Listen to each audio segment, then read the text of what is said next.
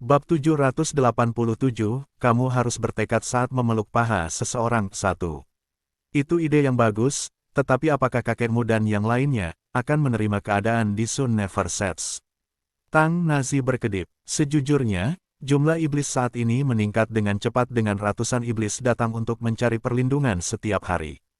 Saat ini, jumlahnya telah melampaui 40.000, dan belum lagi Shen Feng, bahkan mereka sendiri yang telah tinggal di kota itu untuk waktu yang lama, merasa takut ketika mereka melihat banjir iblis di bawah tanah.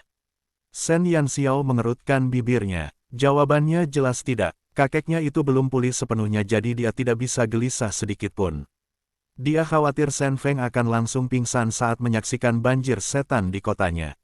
Menurutku, sebaiknya kau mengirim burung vermilion kembali lebih awal untuk menjelaskan situasinya kepada Dulang dan yang lainnya. Untuk saat ini, jangan biarkan kakekmu mengetahui situasi di dalam kota. Setelah dia perlahan-lahan membiasakan diri dengan iblis-iblis tingkat tinggi itu, kita bisa perlahan-lahan menjelaskannya kepadanya. Qixia menyentuh dagunya sambil merenung. Toleransi seorang tetua mungkin tidak cukup untuk mengatasi keterkejutan, jadi untuk mencegah kegembiraan yang berlebihan berubah menjadi kesedihan, mereka hanya bisa melakukan semuanya selangkah demi selangkah. Baiklah. Shen Yanxiao menyetujui saran Qixia. Dengan rencana itu dalam benaknya, Shen Yanxiao mengirim Vermilion Bird kembali ke Sun Never Sets pada sore hari, sementara dia dan yang lainnya mengurus beberapa masalah lain setelah kota itu selesai dibangun. Misalnya, lelang yang telah mereka bahas sebelumnya. Cara terbaik untuk menarik para pedagang adalah dengan menipu mereka terlebih dahulu, lalu membiarkan mereka melihat harta karun yang ada di sekitar tanah terlantar. Setelah itu, mereka akan merencanakan agar para pedagang berinvestasi. Dengan situasi keluarga burung Vermilion saat ini, mereka tidak mampu mengeluarkan barang berharga apapun. Shen Duan kurang lebih telah memberikan semua barang berharga dalam keluarga burung Vermilion ke Istana Bintang Rusak untuk menyenangkan Ruan Yingxe. Oleh karena itu, satu-satunya yang mereka miliki hanyalah uang. Terkait aspek itu, mereka berlima cukup mendukung dan membantu. Qixia memanfaatkan kekuatan keluarga Qilin dan menyita semua barang lelang yang tersebar di seluruh rumah lelang keluarganya di dalam Kekaisaran Longxuan. Sementara Yan Yu membuka pintu gudang keluarganya dan menyapu semua bahan obat yang berharga satu demi satu. Yang Si bahkan secara langsung berjanji agar senjata roh 100 tahun milik keluarga mereka dilelang di Sun Never Sets. Adapun Tang Nazi dan Li Xiaowei, mereka hanya bisa menggambar lingkaran di sudut kecil dengan sedih. Barang-barang di keluarga mereka juga cukup bagus, tetapi tidak nyaman untuk dijual. Beberapa dari mereka tidak menemui kesulitan atau kendala apapun dalam persiapan. Bahkan kakek mereka masing-masing tidak memberi mereka masalah apapun. Namun tentu saja, kisah di baliknya sebenarnya. Ketika Qicang melihat tagihan yang diberikan Qixia kepadanya, bola matanya hampir jatuh dari rongganya. Dasar anakku yang hilang, kenapa kau mengambil begitu banyak barang? Anak haramnya ini mengambil semua barang berharga yang akan dilelang selama kurun waktu ini. Apakah dia berpikir untuk memberontak? Qixia berkata dengan acuh tak acuh, Xiao Xiao ingin mengadakan lelang di kotanya, aku membawa barang-barang ini untuk mendukungnya. Ekspresi Qicang langsung berubah cerah saat dia tersenyum. Jadi, Xiao Xiao lah yang membutuhkannya. Mengapa kamu tidak membicarakannya lebih awal? Paman keduamu baru saja memperoleh sejumlah inti sihir langka. Aku akan menyuruhnya mengirimkannya segera. Ah, Yu, tubuhmu lemah jadi kamu tidak mungkin bisa mencerna semua obat ini, jadi mengapa kamu mengeluarkan semuanya? Yan Hua gemetar saat melihat Yan Yu dengan panik menyapu semua obat dari ruang penyimpanan mereka. Sebuah retakan muncul di wajahnya yang penuh kasih. Yan Yu bahkan tidak mau mengangkat kepalanya saat dia terus memasukkan obat ke dalam tasnya sambil menjawab, kota Xiao Xiao akan segera dibuka untuk umum, dan aku harus menunjukkan ketulusan. Bab 788, kamu harus bertekad saat memeluk paha seseorang. 2. Yan Hua tiba-tiba menjadi penuh energi saat dia berkata, ambil apapun yang kamu butuhkan. Benar, pil Jiuyu Jiugang baru saja selesai, aku akan membawanya kepadamu nanti. Yang Qiong membawa serta sekelompok pengawal dan berkumpul di sekitar pintu masuk gudang senjata mereka.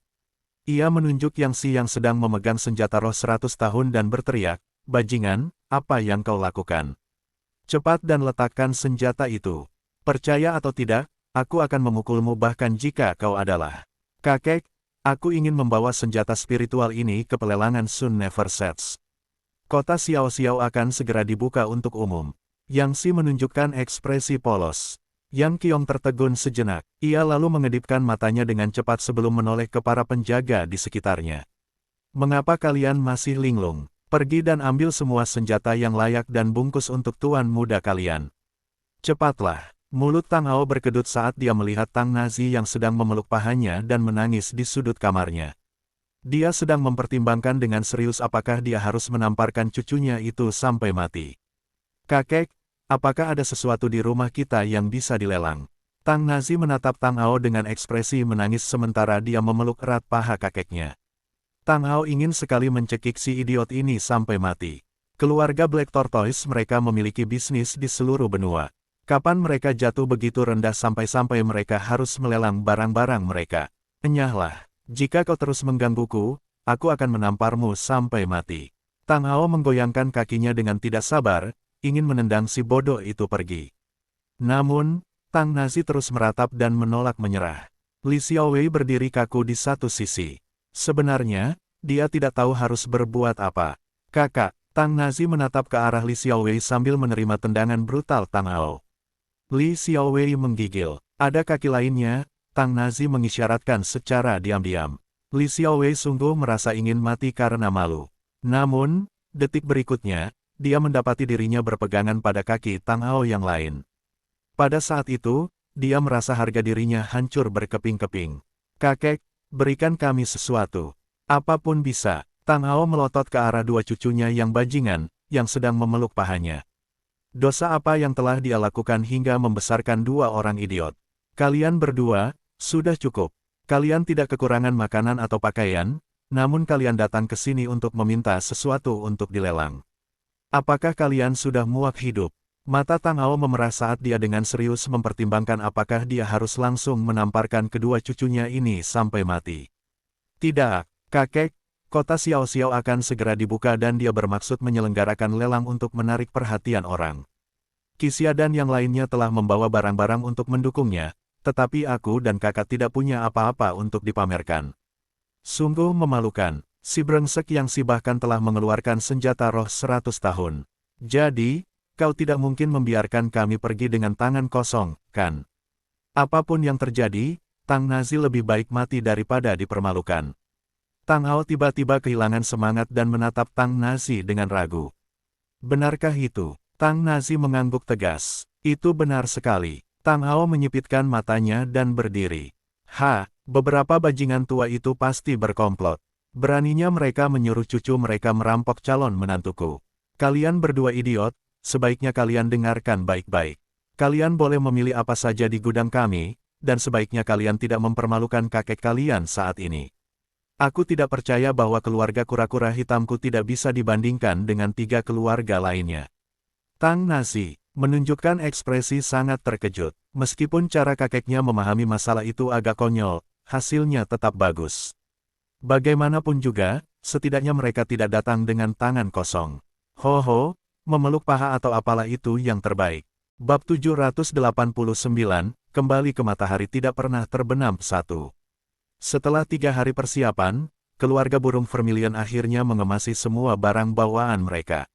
Selain itu, moda transportasi mereka bukanlah kereta biasa, melainkan binatang mistis.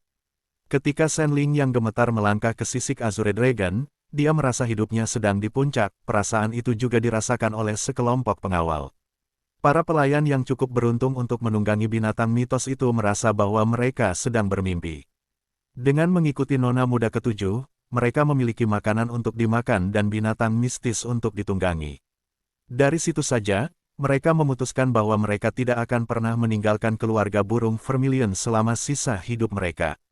Semua orang berusaha untuk tetap tenang dan menatap ke depan dengan penuh semangat sambil duduk di atas naga biru. Namun, mereka diam-diam mengulurkan tangan mereka yang gemetar dan membelai sisik naga yang mengilap itu. Pada saat itu, mereka semua begitu gembira sampai-sampai ingin menangis. Ini adalah binatang mitos yang legendaris. Apakah tidak apa-apa jika mereka memperlakukannya sebagai moda transportasi? Ini sungguh kemewahan yang tak terkira. Xiao Xiao, di mana Tuan Burung Vermilion? Shen Ling praktis berpegangan erat pada naga azure saat dia menggunakan seluruh tubuhnya untuk merasakan kekuatan yang terpancar dari binatang mistis itu. Saya mengirim Vermilion Bird kembali untuk menjelaskan situasinya terlebih dahulu. Shen Ling mengangguk sambil melamun. Shen Yanxiao pada dasarnya memperlakukan binatang mitologi tersebut sebagai alat transportasi dan pembawa pesan. Apakah kamu yakin itu baik-baik saja? Keuntungan terbesar menunggangi binatang mistis adalah kemampuannya untuk menghindari pemeriksaan perbatasan. Selain itu, Shen Yanxiao pergi bersama keluarganya di tengah malam. Tanpa seorang pun yang mengetahui keberadaan mereka, hal itu akan memperlambat pencarian istana bintang rusak terhadap mereka sampai batas tertentu. Adapun tanah milik keluarga burung Vermilion, telah menjadi cangkang kosong dalam semalam sementara Shen Yanxiao dan kelompoknya perlahan terbang menuju matahari tak pernah terbenam. Hari sudah sore ketika mereka tiba di kota 3 hari kemudian. Selain kelima rekannya, ada 8 orang dari keluarga burung Vermilion yang mengikuti Shen Yanxiao ke Sun Never Sets. Tidak termasuk Shen Ling, Shen Feng dan Shen Qiyu, mereka hanya membawa serta 5 pengawal setia. Dengan Yan Yu dan Shen Qiyu yang merawatnya selama beberapa hari terakhir, Shen Feng kurang lebih sudah pulih.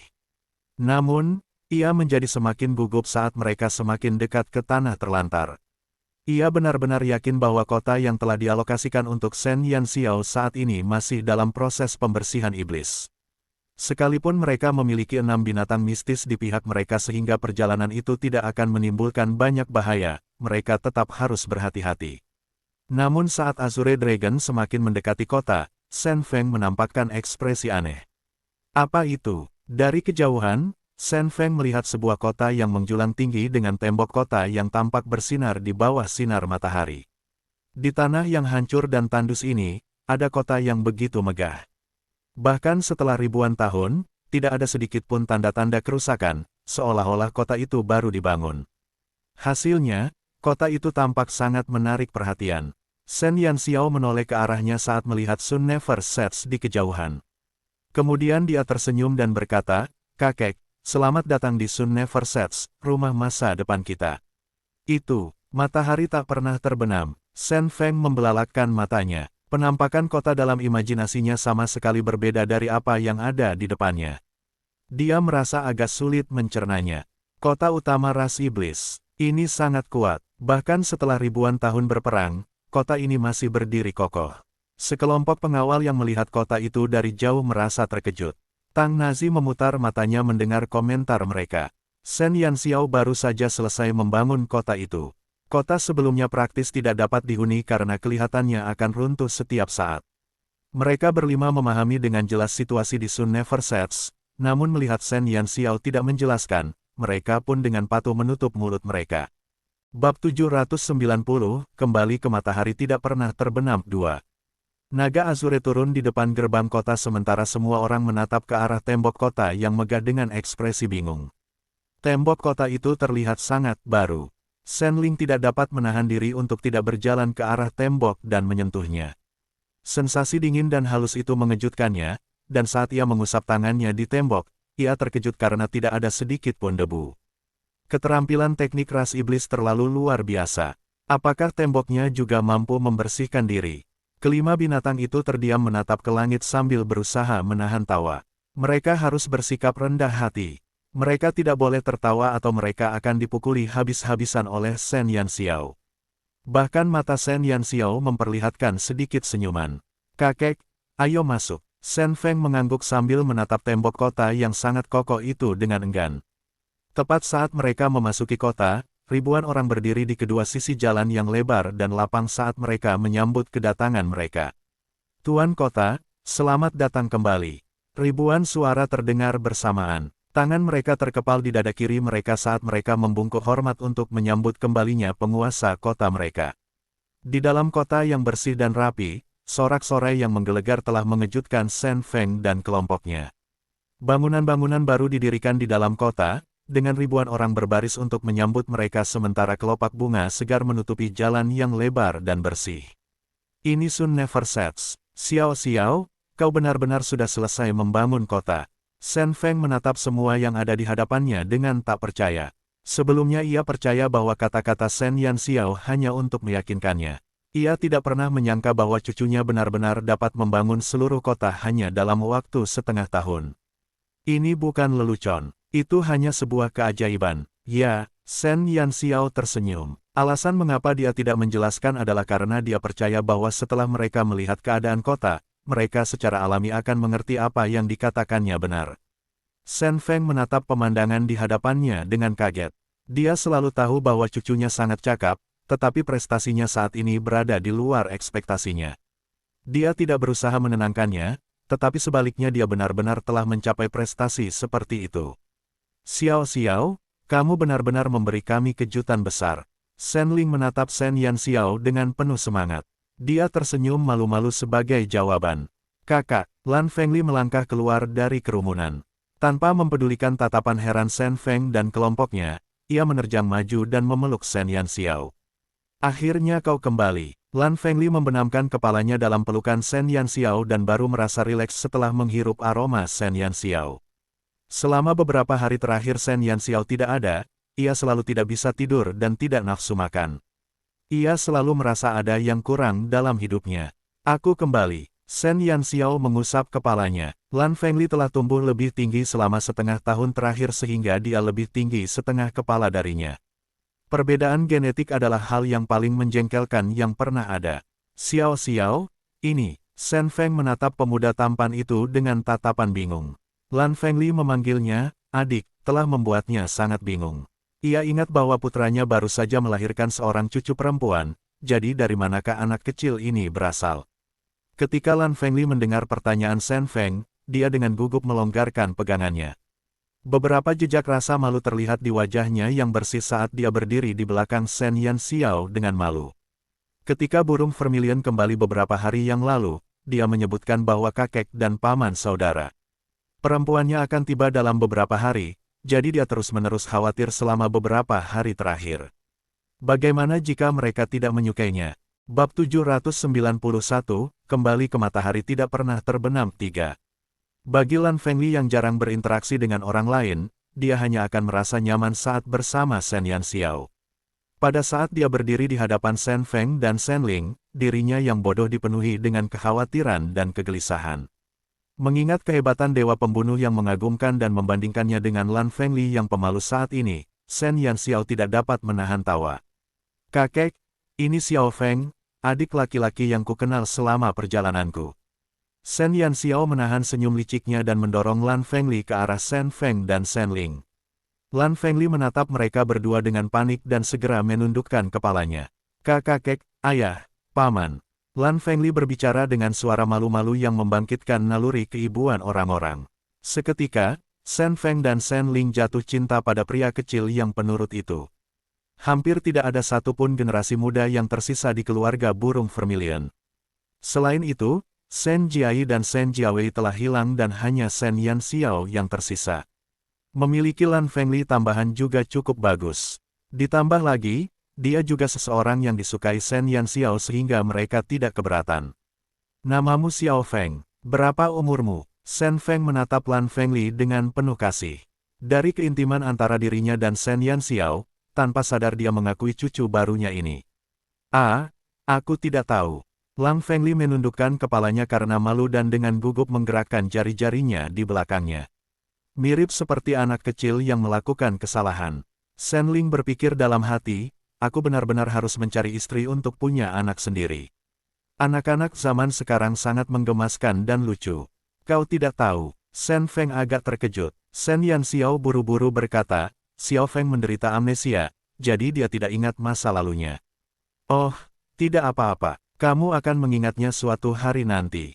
Shen Feng tersenyum lembut. Akan tetapi, kelima binatang buas yang berdiri di belakang Shen Feng memutar mata mereka secara berurutan setelah mendengar apa yang dikatakannya. Shen Yanxiao telah memberitahu mereka tentang identitas asli Lan Fengli dan dengan demikian, mereka tahu bahwa bocah lelaki yang agak pemalu di sana sebenarnya adalah dewa pembunuh. Setelah kehilangan ingatannya, dia memang tampak menggemaskan. Namun, jika dia bisa mendapatkan kembali ingatannya suatu hari nanti, dia mungkin akan menyebabkan sungai darah dan mayat dianggap kasus kecil karena ia mampu melenyapkan seluruh populasi manusia dan setan di Sun Never Sets hanya dalam hitungan menit. Jika Shen Feng menyadari hal itu, mereka bertanya-tanya apakah dia masih akan menganggap pria itu menggemaskan. Meskipun kehilangan ingatannya, kemampuan Lan Fengli masih ada. Mereka masih ingat saat dia berada di Blizzard City, dia hampir mencabik-cabik Shen Jiayi dengan tangan kosong, dan sifat dewa pembunuh itu ganas dan sangat menakutkan. Kecuali Shen Yanxiao, tidak ada seorang pun di kota itu yang berani berbicara panjang lebar dengan anak itu. Tentu saja, bahkan jika mereka mencoba berbicara dengannya, ekor kecil Shen Yanxiao itu akan langsung mengabaikan mereka. Dari sudut pandang Lan Fengli, hanya ada Shen Yanxiao. Tingkah laku Sichonnya ini praktis sudah mencapai level ekstrim. Yin Jiuchen yang bersembunyi di sudut tidak dapat lagi menahan kerinduan di hatinya. Ia pun berjalan ke sisi Shen Yanxiao dan menyeka debu dari wajahnya dengan sapu tangan. Mungkinkah ini adik perempuan yang kau jemput? Shen Ling berkedip. Gadis kecil itu cukup cantik. Kemampuan Shen Yanxiao untuk menjemput saudara kandungnya sangat bagus. Shen Yanxiao tidak tahu apakah harus tertawa atau menangis dan berkata, ini Xiao Jiu. Yin Jiuchen tersenyum dan berkata dengan hormat, namaku Yin Jiuchen, dan aku adalah pembantu nona muda. Shen Feng dan Shen Ling tersenyum tanpa berbicara. Di sisi lain, kelima pengawal yang mengikuti mereka semuanya menangis. Nona muda ketujuh dalam keluarga mereka begitu boros karena memiliki seorang pembantu yang sangat cantik jelita.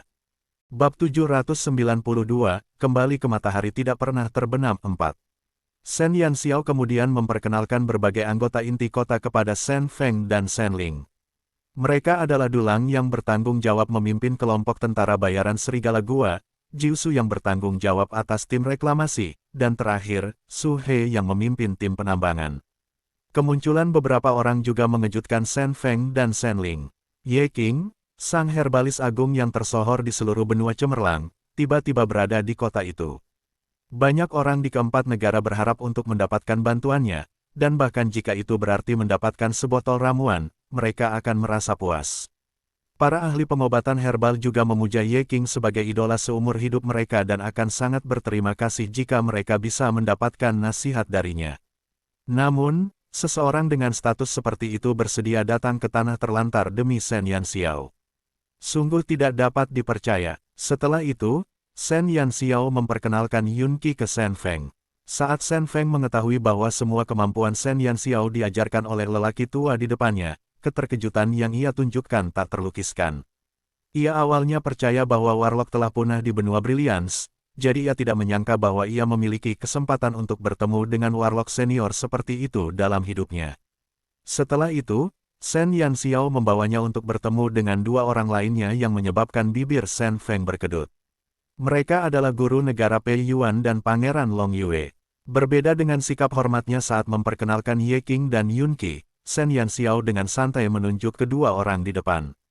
Saat melihat mereka, Shen Feng hampir pingsan karena terkejut. Sebelumnya, dia mendengar berita tentang hilangnya guru negara Pei Yuan dan Pangeran Long Yue. Meskipun Kaisar sengaja menyembunyikan fakta itu, dia tetap mendengar berita itu. Awalnya, dia penasaran siapa orang sembrono yang telah menculik mereka berdua, dan sekarang, dia tiba-tiba bertemu dengan mereka di wilayah Shen Yanxiao. Tidak perlu baginya untuk menggunakan otaknya untuk mengetahui bahwa Pei Yuan dan Long Yue tidak tinggal di sini atas kemauan mereka sendiri. Mungkin Shen Yanxiao yang menggunakan semacam cara yang memaksa untuk. Shen Feng terdiam. Meskipun 5 keluarga bangsawan besar memiliki status tinggi di Kekaisaran Longxuan, mereka jarang berhubungan dengan keluarga kerajaan. Ini dilakukan untuk melindungi kekuasaan yang dimiliki kaisar. Meskipun memiliki pasukan di tangannya, kekuatan pribadi mereka tidak dapat bersaing dengan keluarga mereka dan satu-satunya yang memiliki binatang mistis adalah guru negara, Pei Yuan. Meskipun kelima keluarga bangsawan itu sombong, mereka tahu kapan harus maju dan mundur. Oleh karena itu, mereka jarang berselisih dengan kaisar. Namun, apa yang telah dilakukan Shen Yanxiao?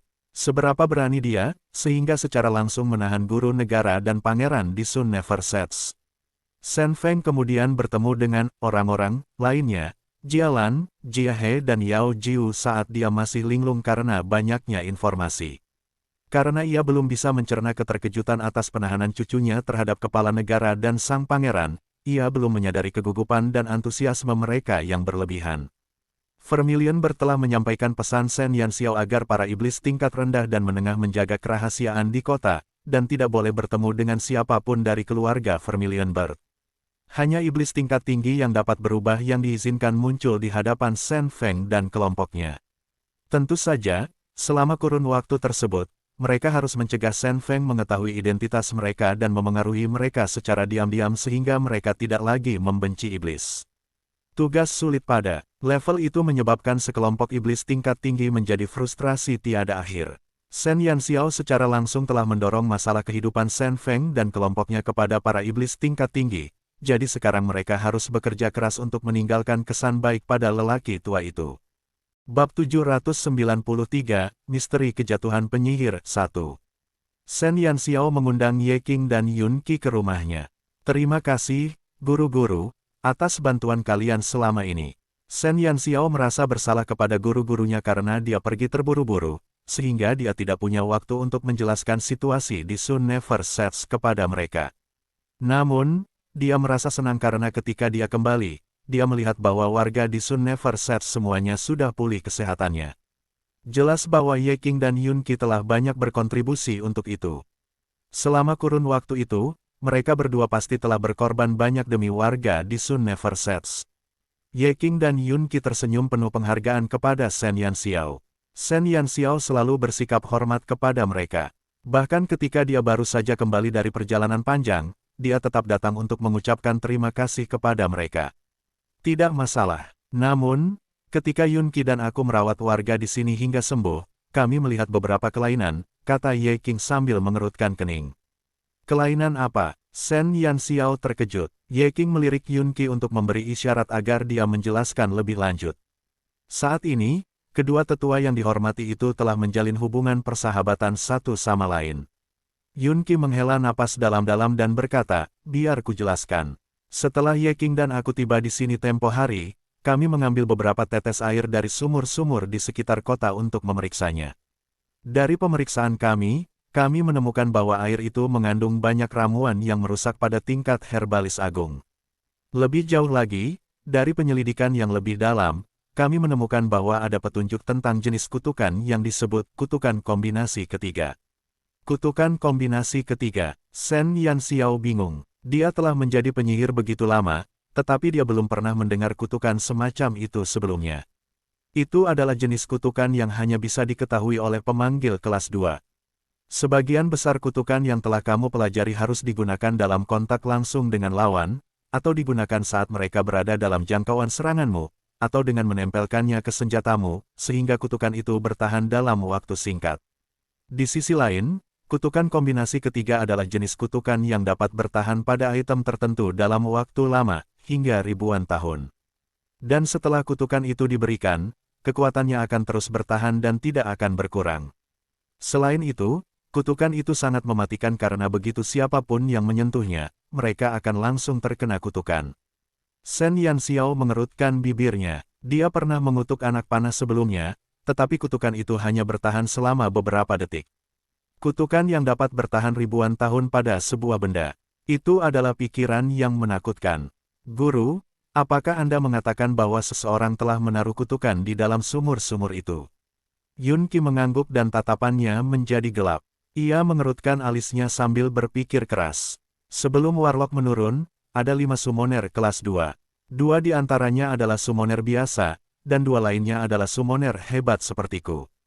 Selain itu, setelah Warlock mengalami penurunan, hampir mustahil bagi summoner lain untuk muncul lagi.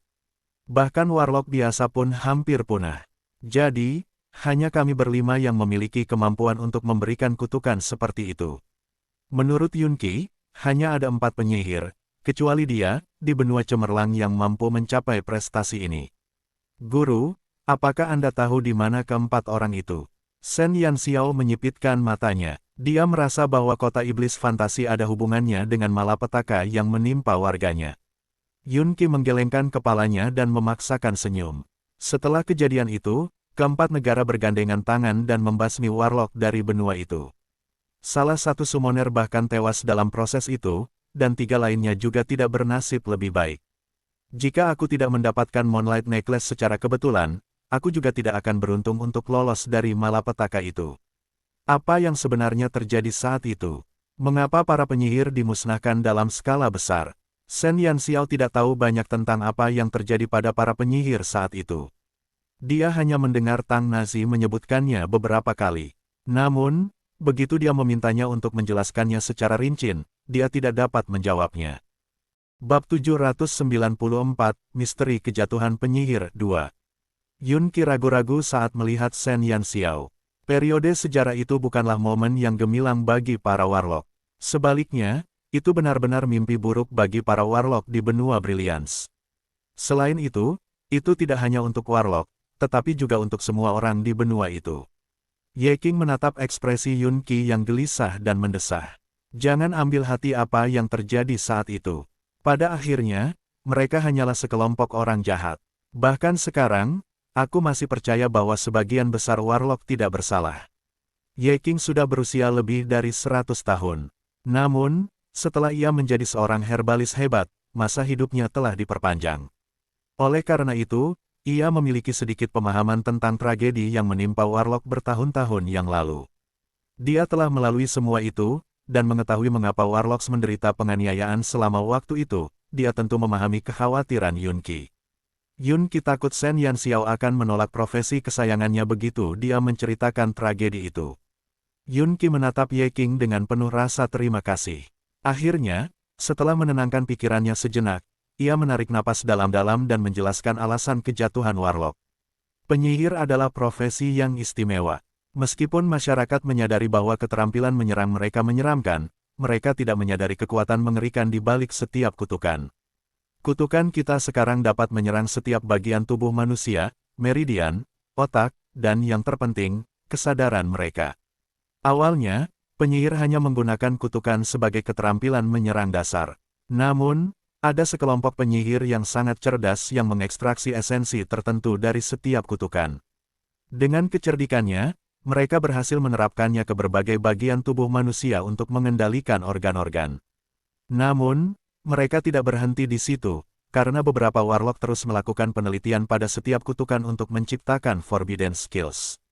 Keterampilan terlarang. Shen Yanxiao menatap Yun Qi dengan bingung.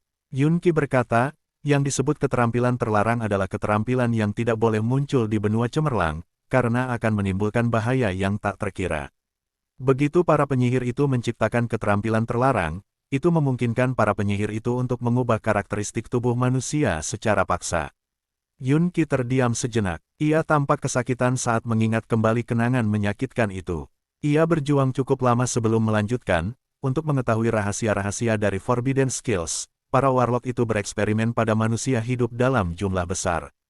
Awalnya, eksperimen mereka dilakukan dengan sangat rahasia, karena mereka hanya bereksperimen pada beberapa pengemis yang tidak berkesan atau anak yatim piatu yang terlantar. Namun, setelah mereka mengetahui lebih banyak tentang Forbidden Skills, mereka tidak lagi puas dengan hanya bereksperimen pada orang biasa. Jadi, mereka mulai diam-diam menangkap para profesional yang kuat. Seperti yang kalian tahu, warlock adalah raja dari serangan diam-diam. Ketika beberapa warlock bekerja sama, hampir tidak ada ahli yang bisa lolos dari cengkeraman mereka. Setelah mereka menangkap beberapa ahli, mereka mulai mengunci mereka dan melakukan eksperimen mendalam. Meskipun mereka sangat licik dalam tindakan mereka, para ahli itu berbeda dari para pengemis dan anak yatim yang terlantar. Mereka memiliki pengikut dan anggota keluarga. Hilangnya mereka telah menyebabkan kepanikan di antara anggota keluarga mereka. Selain itu, masyarakat tahu ada yang tidak beres ketika sejumlah besar ahli yang kuat secara misterius menghilang, terlepas dari kebangsaan atau profesinya. Pada saat itu, semua orang di benua Brilliance merasakan rasa takut yang membayangi. Kepala mereka, dan keempat negara segera mengirimkan semua pasukan mereka untuk melakukan penyelidikan. Mereka menemukannya. Shen Yanxiao terkejut saat mendengarnya. Melakukan percobaan pada manusia hidup. Kedengarannya familiar, tetapi dia tidak ingat di mana dia pernah mendengarnya sebelumnya. Yun Qi menggelengkan kepalanya. Sudah kubilang para penyihir itu pintar. Mereka tidak akan meninggalkan petunjuk apapun. Apa yang terjadi setelah itu? Yun Qi menghela napas dan memaksakan senyum. Karena keterampilan terlarang mereka menciptakan monster yang tidak dapat mereka kendalikan. Bab 795, Misteri Kejatuhan Penyihir 3. Monster, Shen Yanxiao mengerutkan kening. Yun Qi berkata, benar sekali. Monster yang tak terbayangkan. Monster itu melukai para penyihir yang memenjarakannya dan melarikan diri ke kerajaan ketujuh. Apakah ada yang terluka? Tanya Shen Yanxiao. Yun Qi menggelengkan kepalanya dengan kesedihan di matanya. Mengapa dia menyakiti siapapun? Dia dulunya manusia. Meskipun berhasil melarikan diri, dia tidak menyadari perubahan yang terjadi padanya. Dia tampak persis seperti manusia. Jadi, dia pikir dia masih manusia dan bisa hidup seperti manusia. Namun, ada terlalu banyak kekuatan tak dikenal yang bukan miliknya di dalam tubuhnya. Tidak mengherankan, kekuatan itu menjadi liar, dan dia secara tidak sengaja melukai orang-orang di sekitarnya dalam proses mencoba menenangkan kekuatannya. Akhirnya, dia ditangkap oleh kerumunan yang panik. Dia bungkam tentang situasinya sampai dia kewalahan oleh Dewan Tetua di Kerajaan Ketujuh. Dia adalah seorang ahli terkemuka di benua Brilliance sebelum dia menghilang. Karena dia telah jauh dari rumah selama beberapa tahun, dan rumahnya berada di Kerajaan Ketujuh, dia hanya ingin kembali untuk menemui keluarganya, tetapi dia tidak menyangka bahwa kekuatannya akan lepas kendali. Dalam sidang dengan Dewan Tetua, dia berteriak tentang eksperimen menjijikkan yang telah dia lalui sebelum akhirnya mengungkap fakta bahwa beberapa warlock menggunakan dan bereksperimen pada skill terlarang secara rahasia. Insiden ini menggemparkan seluruh benua Brilliance. Keempat negara bergandengan tangan untuk mengepung laboratorium tempat pria itu ditahan. Namun, saat pasukan keempat negara tiba, tempat itu sudah kosong. Yang tersisa hanyalah tumpukan puing yang terbakar. Para penyihir itu pasti takut berita itu akan bocor. Itulah sebabnya mereka menghancurkan semua yang ada di sana. Shen Yanxiao menyentuh dagunya. Para penyihir itu sangat berhati-hati. Yun Qi memaksakan senyum dan berkata, ya, semua orang pergi, dan semuanya terbakar habis. Namun, pasukan dari keempat negara segera menemukan sejumlah besar kerangka di bawah reruntuhan. Itu semua adalah tulang manusia. Shen Yanxiao terkesiap. Kerangka-kerangka itu mungkin adalah subjek uji yang ditangkap para penyihir. Mereka membunuh mereka untuk menghindari komplikasi yang tidak diinginkan. Seorang ahli yang terkenal karena kemampuannya telah dikurung di laboratorium gelap itu. Ia telah diuji coba dan diteliti seperti binatang sepanjang hari. Ia telah hidup seperti hantu selama bertahun-tahun, tetapi pada akhirnya, ia dibakar hidup-hidup tanpa penguburan yang layak. Tidak mengherankan jika semua orang di benua cemerlang marah. Sungguh keterlaluan bahwa eksperimen yang tidak manusiawi seperti itu dilakukan pada orang yang masih hidup. Mereka menemukan kelompok penyihir itu, kan? Shen Yanxiao ketakutan saat mendengarnya. Ada kebenaran yang mengerikan di balik kematian para penyihir itu. Yun Qi mengangguk dan berkata, ya, tentu saja. Keempat negara bekerja sama dengan jutaan pasukan dan melakukan pencarian menyeluruh di seluruh benua. Akhirnya, mereka menemukan kelompok penyihir itu. Ketika pasukan dari keempat negara menyerbu masuk, para penyihir itu berdiri di dekat meja panjang sambil menguliti seorang pria dengan darah dingin. Ruangan itu dipenuhi dengan berbagai organ manusia dan bahkan ada manusia yang bernapas digantung di dinding seperti daging yang diawetkan. Shen Yanxiao memejamkan matanya seolah-olah dia bisa melihat pemandangan berdarah itu. Bau darah yang kuat memenuhi seluruh ruangan. Daging dan darah hanya menjadi hiasan di dinding ruangan yang gelap itu. Mudah dibayangkan betapa terkejut dan takutnya para prajurit saat melihat pemandangan itu. Sejak hari itu benua Brilliance mulai membasmi. Para warlock tanpa kecuali. Selain itu, dengan lebih dari separuh warlock di seluruh benua Brilliance berpartisipasi dalam penelitian keterampilan terlarang, Anda dapat memahami mengapa pembantaian itu dimulai. Bab 796, Misteri Kejatuhan Penyihir 4. Saat itu, keempat negara menghitung bahwa mereka telah kehilangan lebih dari puluhan ribu ahli dalam yurisdiksi mereka selama 10 tahun terakhir. Hampir semuanya digunakan sebagai subjek uji untuk keterampilan terlarang. Puluhan ribu orang tak berdosa meninggal secara tragis di tangan para penyihir itu, jadi dapat dimengerti bahwa seluruh benua Brilliance membenci keberadaan para penyihir. Karena daya tarik keterampilan terlarang, hampir 2/3 penyihir di seluruh benua Brilliance telah berpartisipasi dalam penelitian tersebut. Pada akhirnya, keempat negara memutuskan untuk melenyapkan para penyihir sepenuhnya. Terlepas dari apakah mereka telah berpartisipasi dalam penelitian tersebut, mereka semua harus dieksekusi. Suara Yun Qi bergetar, seolah-olah dia bisa melihat jalan kehancuran yang dilalui para penyihir sejak hari itu dan seterusnya.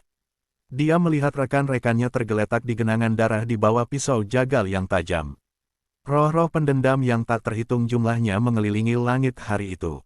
Para penyihir yang tidak bersalah diambil paksa dari rumah mereka dan dibawa ke tempat eksekusi untuk dieksekusi atas kejahatan yang tidak pernah mereka lakukan. Bukankah itu terlalu kejam? Shen Yanxiao tidak dapat mengerti mengapa para penguasa keempat negara akan membuat keputusan yang mengerikan untuk membunuh setiap warlock tanpa mempedulikan mereka. Kejam, katamu, kau belum melihat kengerian yang mereka hasilkan, jadi kau tidak bisa mengerti mengapa mereka membuat keputusan itu. Namun, para penguasa keempat negara telah menyaksikan sendiri penelitian keterampilan terlarang dengan mata kepala mereka sendiri. Dengan itu, mereka sangat menyadari betapa mengerikannya bereksperimen pada keterampilan terlarang sebenarnya. Dan selama ada warlock di dunia, sulit untuk menjamin bahwa hal yang sama tidak akan terjadi lagi di masa depan. Oleh karena itu, mereka memutuskan untuk melenyapkan warlock untuk selamanya sehingga tragedi seperti itu tidak akan pernah terjadi lagi di masa depan. Yun Qi menundukkan kepalanya. Jika dia tidak memiliki kalung cahaya bulan untuk melindunginya, dia juga tidak akan hidup sampai hari ini. Meski begitu, dia tetap membayar harga yang sangat mahal untuk hidupnya yang lemah. Dia pernah menjadi seorang Great Summoner selama bertahun-tahun, tetapi dia tidak bisa lagi menggunakan kekuatannya. Sekalipun dia membenci orang-orang busuk itu, dia tidak tega melihat profesi yang dicintainya musnah begitu saja. Shen Yanxiao mengerutkan bibirnya. Ia merasa ada yang tidak beres.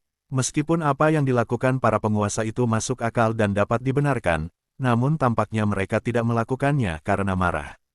Sebaliknya, mereka melakukannya karena takut. Hanya dalam rasa takut yang tak berujung seseorang dapat benar-benar menguatkan hatinya untuk melakukan hal-hal yang tidak pernah dapat dibayangkannya.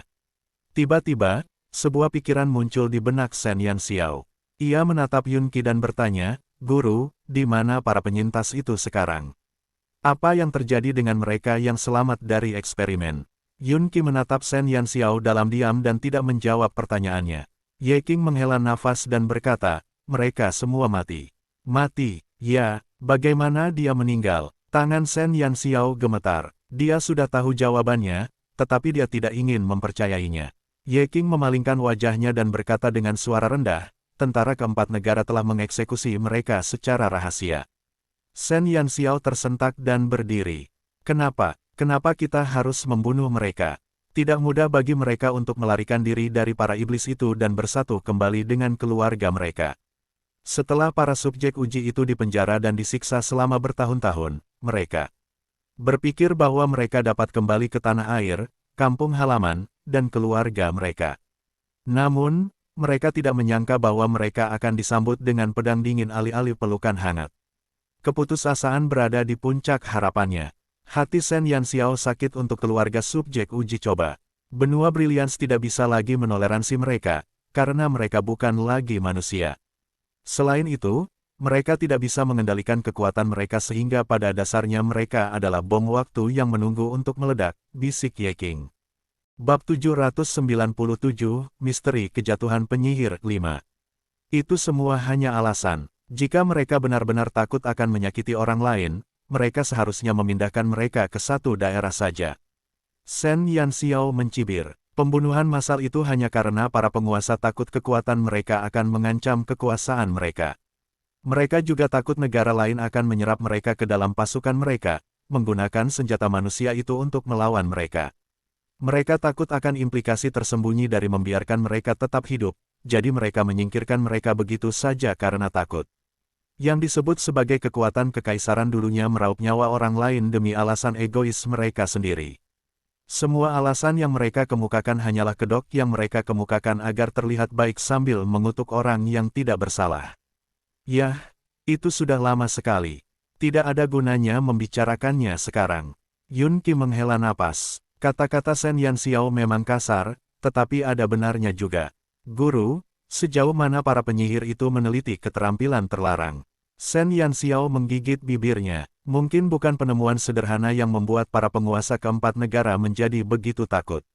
Yun Qi ragu-ragu. Bahkan Ye Qing tidak tahu tentang isi penelitian para penyihir, karena itu adalah rahasia di antara para penguasa keempat negara. Mereka tidak pernah mempublikasikan isi spesifik dari keterampilan terlarang kepada orang luar. Oleh karena itu, tidak banyak yang tahu tentang hal itu secara rinci. Namun, Yun Qi tahu apa yang bisa dilakukan keterampilan terlarang itu setelah percobaan tersebut. Lupakan saja, tidak ada lagi yang bisa kusembunyikan darimu. Yun Qi memaksakan senyum dan berkata, mereka telah melakukan 3 penelitian tentang keterampilan terlarang. Salah satunya adalah mengintegrasikan karakteristik ras yang berbeda ke dalam tubuh manusia untuk menghasilkan ras yang sama sekali baru. Penelitian lainnya adalah mentransplantasikan aura pertempuran dan sihir. Dan terakhir, penelitian untuk memperpanjang hidup seseorang. Perkataan Yun Qi bagaikan petir yang meledak di pikiran Shen Yanxiao. Banyak ras, transfer aura pertempuran dan sihir. Kalimat itu begitu familiar baginya. Di Graveyard of the Sun, di desa kecil itu, bukankah mereka adalah produk gagal yang telah dimodifikasi? Bahkan Lan Fengli memiliki karakteristik 7 ras di tubuhnya. Bukankah mereka adalah hasil dari integrasi ras? Pemindahan aura pertempuran dan sihir adalah alasan kekuatan Shen Duan dan Shen Yifeng meningkat pesat. Selain pelajaran terakhir tentang memperpanjang hidup, Shen Yanxiao telah mengalami 2 keterampilan terlarang pertama. Siapakah yang menyangka bahwa 2 keterampilan yang menantang surga ini menjadi alasan kehancuran para warlock? Shen Yanxiao punya pikiran yang menakutkan. Menurut Yun Qi, semua warlock yang berpartisipasi dalam penelitian itu telah terbunuh. Secara teori, ketiga Forbidden Skill ini seharusnya sudah punah. Namun, Shen Yanxiao baru saja melakukan kontak dengan orang-orang yang terkena Forbidden Skill. Penduduk desa itu, Lan Fengli, Shen Duan, Shen Yifeng. Perubahan pada Shen Duan dan Shen Yifeng terjadi dalam 1 tahun itu, dan sudah ratusan tahun sejak warlock punah. Dengan kata lain, para penyihir yang berpartisipasi dalam penelitian keterampilan terlarang. Mereka tidak mati, mereka terus meneliti keterampilan terlarang yang dapat membuat rambut seseorang berdiri tegak. Ekspresi Shen Yanxiao menjadi gelap. Dia selalu merasa aneh dengan ketidaknormalan antara Lan Fengli dan Shen Duan, tetapi dia tidak pernah mengaitkannya. Jika perubahan dalam tubuh mereka berasal dari sumber yang sama, maka hubungan di antara mereka. Guru, apakah semua penyihir itu benar-benar mati? Keringat dingin mengucur di dahi Shen Yanxiao. Teorinya terlalu mengejutkan. Para penyihir itu, yang telah melakukan percobaan pada manusia ratusan tahun yang lalu, mungkin saja bersembunyi di sudut benua Brilliance untuk melanjutkan penelitian mereka tentang keterampilan terlarang yang kejam itu. Bab 798, Misteri Kejatuhan Penyihir 6. Yun Qi terkejut dengan pertanyaan Shen Yanxiao. Dia ragu sejenak sebelum berkata, saat itu, keempat negara melakukan pemeriksaan menyeluruh, jadi hampir tidak ada peluang bagi para penyihir itu untuk melarikan diri. Para penyihir itu, yang berpartisipasi dalam penelitian, juga ditangkap dan dieksekusi secara rahasia. Saya rasa tidak ada yang berhasil melarikan diri. Bencana itu terlalu mengerikan bagi benua Brilliance. Upaya untuk melenyapkan warlock tidak kalah hebatnya dengan saat mereka berhadapan dengan para iblis. Namun, ekspresi Shen Yanxiao tidak tenang. Dia memiliki banyak bukti yang bertentangan dengan pernyataan itu di sekitarnya, sehingga mustahil baginya untuk mempercayai kata-kata Yun Qi. Shen Yanxiao ragu-ragu sejenak sambil menatap Yun Qi yang ragu-ragu. Akhirnya, dia berkata dengan hati-hati, Guru, apakah Anda percaya jika saya memberitahu Anda bahwa saya telah melihat seseorang yang telah terpengaruh oleh keterampilan terlarang belum lama ini? Yun Qi tercengang. Dia menatap Shen Yanxiao dengan tidak percaya dan mengerutkan kening. Apakah kamu benar-benar pernah bertemu dengannya? Shen Yanxiao mengangguk dan berkata, bukan hanya aku yang pernah bertemu dengannya, tapi kamu juga pernah bertemu dengannya. Apa, Guru? Anda pasti pernah berinteraksi dengan Xiao Feng beberapa kali saat Anda berada di Sun Never Sets. Apakah Anda tidak melihat sesuatu yang aneh tentangnya? Tanya Shen Yanxiao. Xiao Feng. Yun Qi menyipitkan matanya. Ketika dia dan Ye Qing tiba di Sun Never Sets, mereka telah berinteraksi dengan pemuda bernama Lan Fengli beberapa kali. Namun, Lan Fengli tidak pernah terlalu tertarik pada mereka. Kecuali jika benar-benar diperlukan, dia jarang muncul di depan umum. Mereka bahkan tidak sempat mendengarnya berbicara. Jika Shen Yanxiao tidak kembali hari ini dan Lan Fengli tidak menelepon kakaknya, mereka akan mengira dia bisu. Jangan bilang kalau Xiao Feng adalah. Jantung Yun Qi berdebar kencang. Dia tidak akan merasakan apapun jika Shen Yanxiao tidak menyebutkannya. Namun, ketika dia bertemu Lan Fengli, dia merasakan aura aneh darinya. Namun, dia sibuk menyingkirkan kutukan pada warga untuk terlalu memikirkannya. Shen Yanxiao menatap Yun Qi dan mengangguk tanpa suara. Bagaimana ini bisa terjadi? Wajah Yun Qi memucat. Dia percaya bahwa Shen Yanxiao tidak akan pernah bercanda tentang masalah serius ini. Suasana hati Shen Yanxiao tidak lebih baik. Tidak hanya Xiao Feng, tetapi semua bawahan Paman Sembilan telah melalui integrasi ras. Namun, tidak seperti Xiao Feng, mereka semua adalah produk yang gagal. Faktanya, Xiao Feng memiliki semua karakteristik dari 7 ras kecuali ras dewa. Darah mengalir dari wajah Yun Qi dan tangannya gemetar saat ia memegang gagang kursi. 7 ras besar, 7 ras besar. Mereka masih hidup, dan mereka telah maju sejauh ini. Yun Qi merasa sulit bernapas. Guru, apakah Anda tahu siapa mereka? Shen Yanxiao menatap Yun Qi. Sejak awal, Yun Qi telah mengungkapkan pemahaman yang mendalam tentang topik keterampilan terlarang. Itu bukan sesuatu yang bisa diketahui sembarang orang. Jika dia tidak mengalami sendiri penelitian tentang keterampilan terlarang, Yun Qi tidak akan tahu tentang 3 studi utama penelitian tentang keterampilan terlarang. Namun, Shen Yanxiao tidak ingin percaya bahwa gurunya yang baik dan jujur akan berpartisipasi dalam penelitian yang mirip dengan pembantaian. Yun Qi menatap Shen Yanxiao dengan panik sambil memegang gagang pintu dengan erat. Bibirnya yang mengerucut menunjukkan kegugupannya. Aku tahu, Yun Qi menundukkan kepalanya dan menunjukkan senyum pahit. Dengan suara serak, dia berkata dengan susah payah, awalnya, aku tidak ingin kau tahu tentang ini. Aku tidak ingin kau tahu betapa jeleknya gurumu di masa lalu. Tapi sekarang, sepertinya aku tidak bisa menyembunyikannya lagi.